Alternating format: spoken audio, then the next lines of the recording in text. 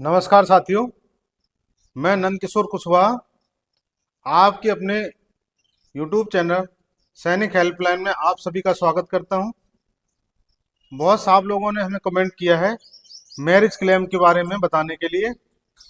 जो हमारा daughter marriage marriage claim होता है, 50,000 रुपये मिलता है। तो उस क्लेम के बारे में कई लोगों ने हमें मैसेज किया है और कहा है कि थोड़ा बताइएगा तो कैसे आपको अप्लाई करना है और कैसे रजिस्ट्रेशन करना है और क्या क्या डॉक्यूमेंट की जरूरत होती है।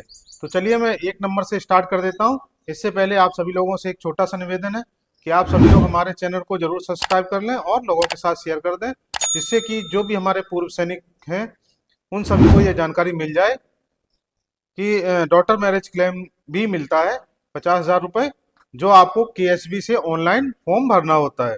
अब उसके लिए जरूरत क्या है कि किसको किसको मिलता है, तो ये देख लीजिए। आपको ये क्लेम जो है अप टू हवलदार है, जेसीओ साहब लोगों को नहीं मिलता है। तो आप लोग जितने भी हमारे जेसीओ साहब लोग हैं वो लोग इस क्लेम को ना भरें, और जो भी हमारे अप टू हवलदार साहब लोग हैं वो इस क्लेम को जरूर भरें। 100% आपको 50,000 रुपये केएसबी से मिलेगा। तो चलिए देख लेते हैं कि क्या क्या डॉक्यूमेंट की जरूरत पड़ेगी। लगभग सभी डॉक्यूमेंट होते हैं, एक दो डॉक्यूमेंट ऐसे होते हैं जो हमारे पास नहीं होते हैं। तो चलिए देखते हैं। सबसे पहले आपको चाहिए डिस्चार्ज बुक। डिस्चार्ज बुक सभी साहब लोगों के पास होती है। नंबर 2 चाहिए आई कार्ड। आई कार्ड भी सभी साहब लोगों के पास होता है, एक्स सर्विसमैन का। अगर नहीं है तो अपने नज़दीकी सोल्जर बोर्ड जहाँ पे अभी आपका रजिस्टर्ड है वहाँ से आप आई कार्ड बनवा लें। Number 3 PPO. पीपीओ सभी के पास होती है, क्योंकि जो भी पेंशनर हैं उनको सबको पीपीओ जारी होता है। आधार कार्ड सभी साहब लोगों के पास होता है। बैंक पासबुक सभी के पास अकाउंट है। जो लड़की का एज प्रूफ है, एज प्रूफ के लिए आप 10th की मार्कशीट लगा सकते हैं। अगर 10th की मार्कशीट भी नहीं है तो आप आधार कार्ड भी लगा सकते हैं। एज प्रूफ और नाम दोनों आपका सेम होना चाहिए। ये नोट करने वाली बात है। जो भी हम डॉटर मैरिज क्लेम करेंगे उसमें डॉटर का नाम और डेट ऑफ बर्थ सेम होना चाहिए, जो आपके डिस्चार्ज बुक रिकॉर्ड में लिखा हुआ है। और मैरिज सर्टिफिकेट, मैरिज सर्टिफिकेट बहुत जरूरी है। आप मैरिज सर्टिफिकेट बनवा लें। अगर जिन जिन साहब लोगों ने नहीं बनवाया है तो वो मैरिज सर्टिफिकेट बनवा लें। वो किसी तरफ से भी बनवा सकते हैं, लड़की की तरफ से भी बनवा सकते हैं और लड़के वाले भी बनवा सकते हैं। कोई भी बनवा ले, आपको मैरिज सर्टिफिकेट की जरूरत पड़ेगी। वो आपका दोनों तरफ वैलिड होगा। और दूसरा है सेल्फ डिक्लेरेशन। सेल्फ डिक्लेरेशन जिन साहब लोगों के पास नहीं है वो हमसे व्हाट्सएप के माध्यम से मांग सकते हैं कि मेरे सेल्फ डिक्लेरेशन चाहिए। और एक ईमेल आईडी, तो सभी साहब लोगों के पास बड़ा फोन होता ही है, तो मेल आईडी सभी के पास होती है। और मोबाइल नंबर तो सभी के पास होता है। बस इतना ही डॉक्यूमेंट चाहिए और आपको डॉटर मैरिज क्लेम आप कर सकते हैं। और बहुत इतने ही डॉक्यूमेंट में आपको डॉटर मैरिज क्लेम मिल जाएगा। तो चलिए हम देखते हैं डेस्कटॉप के माध्यम से कि कैसे रजिस्ट्रेशन करना है और फिर कैसे क्लेम को भरना है। तो चलिए चलते हैं डेस्कटॉप पे। उससे पहले मैं एक आप सभी से रिक्वेस्ट जरूर करूंगा कि आप सभी लोग हमारे यूट्यूब चैनल को जरूर सब्सक्राइब कर लें और लोगों के साथ शेयर कर दें, जिससे कि सभी हमारे जो पूर्व सैनिक हैं उनको ये जानकारी मिल जाएगी। तो चलिए देखते हैं डेस्कटॉप पे। तो हम आ गए हैं डेस्कटॉप पे। अब मैं एक बार और बताना चाहता हूं कि अगर किसी साहब ने पहले कभी सीए या पीएमएस का स्कॉलरशिप भरा है तो उन साहब लोगों को रजिस्ट्रेशन करने की जरूरत नहीं है। वो डायरेक्ट अपना लॉगिन कर सकते हैं। ये लॉगिन है, यहाँ पे लॉगिन डायरेक्ट कर सकते हैं। अगर किसी साहब ने कभी भी केएसबी पे रजिस्ट्रेशन नहीं किया है तो आपको रजिस्ट्रेशन पे क्लिक करना पड़ेगा। तो चलिए रजिस्ट्रेशन पे क्लिक कर दिया है और आपको आगे दिखाते हैं।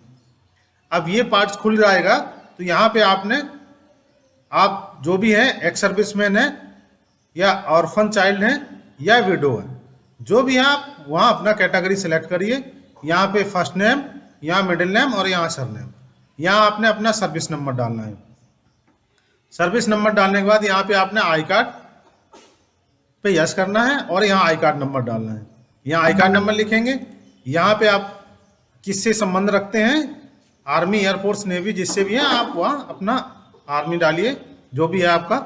यहाँ पे आपका रैंक क्या है तो आप अपना रैंक भरिए।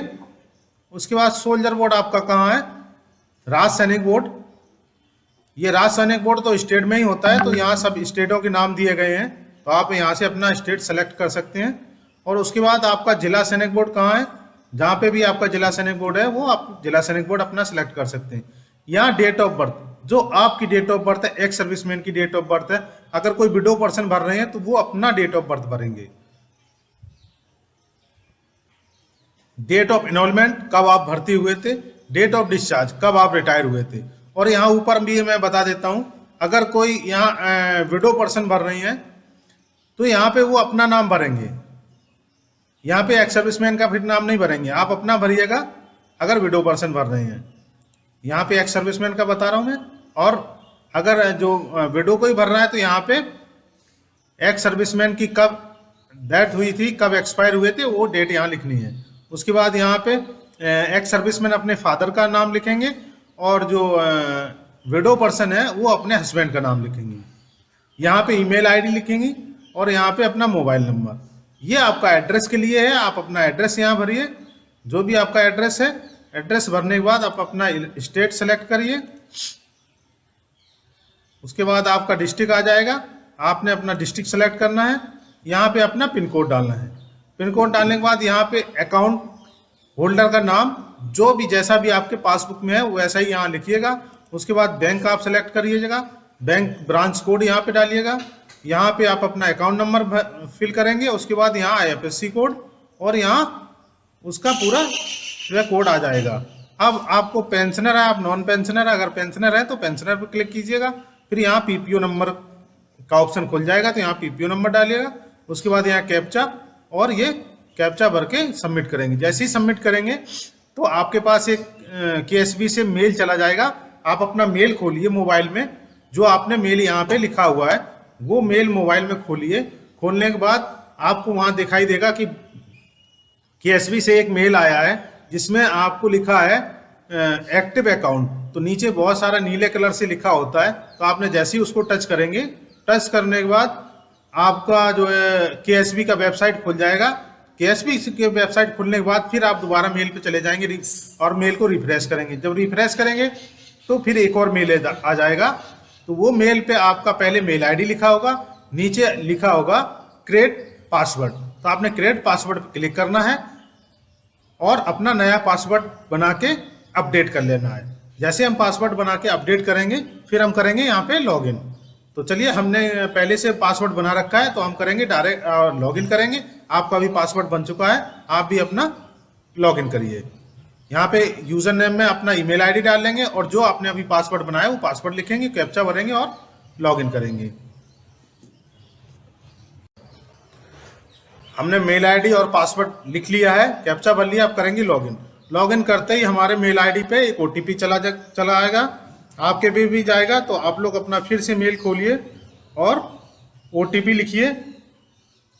यहाँ पे हम OTP लिख के करेंगे वेरीफाई। जैसे हम वेरीफाई करेंगे तो यहाँ पे ये जो है खुल जाएगा।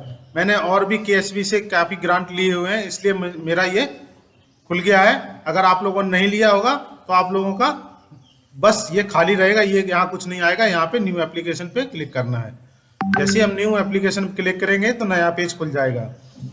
तो चलिए देखते हैं, हम नए न्यू एप्लीकेशन पे क्लिक कर लेते हैं और यहाँ पे हम देखते हैं कि हमारा डॉटर मैरिज क्लेम का है। तो यहाँ पे डॉटर मैरिज क्लेम ये है, यहाँ से हम जैसे ही क्लिक करेंगे तो नया पेज एक खुल जाएगा।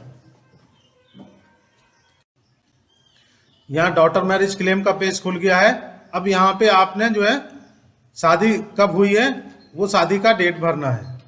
जब भी आपकी शादी हुई है लड़की की, आपने डेट भरना है। जैसे डेट भर के अप्लाई करेंगे तो एक नया पेज खुल जाएगा।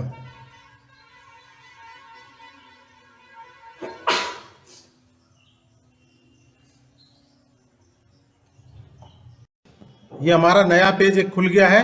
यहाँ पे आपका जो भी नाम भरा रहेगा वो ऑटोमेटिक आ जाएगा। उसके बाद यहाँ आपने सर्विस नंबर डालना है। सर्विस नंबर भी आपका ऑटोमेटिक आ जाएगा, अगर नहीं आता है तो आपने भरना है। आधार नंबर नहीं आता है तो ज़्यादातर आधार नंबर आपको डालना पड़ता है। यहाँ पे आधार नंबर डालेंगे। यहाँ पे आपका अपना रैंक जो भी है आप अपना रैंक सेलेक्ट करेंगे। उसके बाद ये आपका date of enrolment, discharge date, ये सब जो है ऑटोमेटिक रहेगा। उसके बाद आपका जो है करेक्टर कैसा है, चरित्र कैसा है, वो आपका डिस्चार्ज बुक में लिखा होगा, देख के भरिएगा। आपका रीजन जो किस लिए आप डिस्चार्ज हुए हैं, तो यहाँ पे इस टाइप के रीजन लिखे होंगे, आप अपना ढूंढ के लिखिएगा, डिस्चार्ज बुक में लिखा होता है। आपकी बेसिक पे कितनी है आपको पता ही होगा। आप एम्प्लॉय हैं दूसरे जगह, अदर जगह इनकम क्या है वो आपने यहाँ पे लिखना है, दोनों जगह पे। उसके बाद अपना यहाँ पे आपने जो है अपना फुल एड्रेस लिखना है। फुल एड्रेस लिखने के बाद यहाँ पे जो है आपका बैंक डिटेल का रहेगा, तो यहाँ पे आपने ब्रांच कोड लिखना है। यहाँ पे अपना अकाउंट नंबर डालना, अपना अकाउंट नंबर डालना है, लड़की का या लड़की का नहीं डालना है। आपने अपना अकाउंट नंबर यहाँ लिखना है, यहाँ एफसी कोड लिखना है। उसके बाद आपने यहाँ डॉटर का नाम लिखना है। ये ध्यान रखिए, डॉटर का नाम और डेट ऑफ बर्थ दोनों डिस्चार्ज बुक में और मैरिज सर्टिफिकेट में मैच होनी चाहिए, ये ध्यान रखिए। अब यहाँ पे आपने डिस्चार्ज बुक का पेज अपलोड करना है। उसके बाद यहाँ एज प्रूफ में आप 10th की मार्कशीट या आधार कार्ड अपलोड कर सकते हैं, और यहाँ मैरिज सर्टिफिकेट में मैरिज सर्टिफिकेट। ये है सेल्फ डिक्लेरेशन, ये जो है आप हमसे ले सकते हैं। आपको अगर कहीं नहीं मिलता है तो आप हमसे व्हाट्सएप के माध्यम से मांग सकते हैं। ये जो 4 नंबर है, उसके बाद बैंक की कॉपी आपको है ही, तो आप बैंक कॉपी यहाँ पे अपलोड कर देंगे। पीपीओ है आपके पास, पीपीओ आप अपलोड कर देंगे। अंडरटेकिंग को एक्सेप्ट करेंगे और सेव कर लेंगे। सेव करने के बाद एक बार डाटा फिर दोबारा रीड कर लेंगे, पढ़ लेंगे। अगर सही है तो सेव एंड फॉरवर्ड करेंगे। जैसे ही सेव एंड फॉरवर्ड करेंगे तो ये आपका डाटा जो है सोल्जर बोर्ड में, आपके डिस्ट्रिक्ट सोल्जर बोर्ड में चला जाएगा। वहाँ पे आपको हार्ड कॉपी लेके वहाँ जमा करना है, और या इसका प्रिंट आउट लेके भी वहाँ जमा करना है, और अपने सोल्जर बोर्ड को बताना है कि मैंने ग्रांट करवाया है। ठीक है। अगर किसी को कोई भी दिक्कत होती है, कोई भी परेशानी होती है, तो नीचे हमारा डिस्क्रिप्शन में मोबाइल नंबर रहता है, तो आप लोग वहाँ से हमें कॉन्टैक्ट कर सकते हैं व्हाट्सएप के माध्यम से। और हमारे चैनल को जरूर आप लोग सब्सक्राइब कर लें और लोगों के साथ शेयर कर दें, ताकि जो है सभी लोगों को जानकारी मिल जाए। एक चीज़ और इसमें आ रहा था, मैं आपको बता दूं कि जैसे हम यहाँ पे मैरिज ग्रांट के लिए खोलते हैं, अब ये लगभग 5-6 महीने साइट बंद रही है, तो हम जैसे 5-6 महीने पहले डालते हैं, ये तो 180 दिन ही लेता है। अगर हम मान लो किसी की शादी जो है फरवरी में हुई थी, डॉक्यूमेंट बनवाते बनवाते तब तक जो है साइट ही बंद हो गई। जैसे हम अप्लाई कर रहे हैं तो ये जो है ये बता रहा है error, application is time barring more than 180 days old. मतलब सिर्फ ये 180 दिन का ही पहले का ही ले सकता है, उसके पहले का नहीं लेगा। तो ये अभी सर्वर का दिक्कत चल रहा है, इसके बारे में आगे जानकारी मिल जाएगी कि ये एरर कब ठीक हो रहा है। और आप उसके बाद ही अप्लाई करें। जिनकी शादी जो है मार्च से पहले हुई है, उनको भी समय दिया जाएगा, तो आप लोग इंतजार करें। जैसे ही साइट अपडेट हो जाएगी तो मैं दोबारा फिर बताऊंगा कि मैरिज क्लेम के लिए कि साइट अपडेट हो गई है। जो भी हमारे पर्सन है जिनका क्लेम नहीं हो पाया है, 6 महीने से ज़्यादा हो गए, वो दोबारा फॉर्म भर पाएंगे। आज के लिए इतना ही, फिर मिलेंगे नई जानकारी के साथ। नमस्कार।